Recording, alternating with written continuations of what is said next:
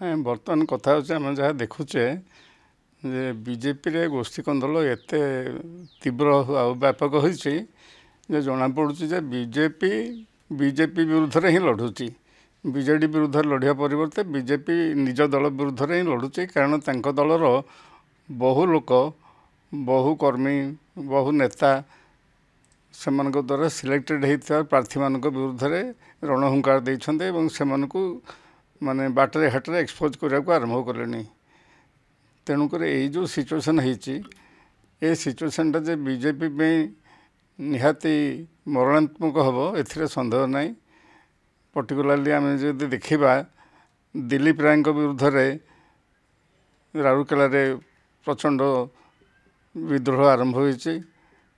आगुरी जे निहार राय सेठी दल को संगठित करते निहार राय को इग्नोर करा जायछि।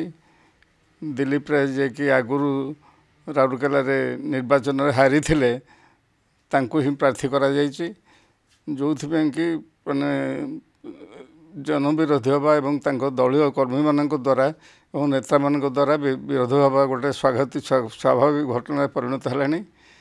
एवं जहाँ सब अभियोग होउछि एथर जे किछि नेता टंका नहीं दलर तुंग नेता मैंने टंका नहीं ये सब प्रार्थी मान को सिलेक्ट कर। मनमोहन मिश्र मनमोहन सामल उत्कर्ष नहीं किसी निर्दिष्ट प्रार्थी की सिलेक्ट कर प्रार्थी की दल तरफ ठिया कर अभियोग होउछि।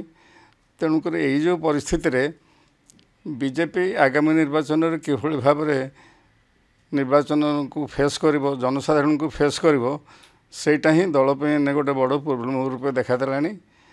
एवं केवल जे तांको दलर नेता माने विरोध करना के कर्मी माने विरोध करना विरोधी बीजेपी एक माने बीजेडी सम्मुखीन हम दुई रे कांग्रेसर सम्मुखीन होची।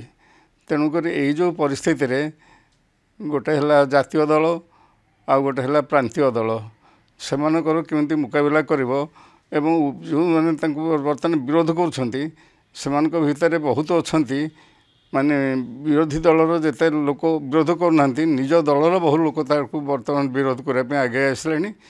तेणुक यह जे आगामी निर्वाचन में बीजेपी घोर संकट सृष्टि करिवो एवं बहु स्थान रे बीजेपी प्रार्थी मानक पराजित करिवो एथिरे संदेह नहीं।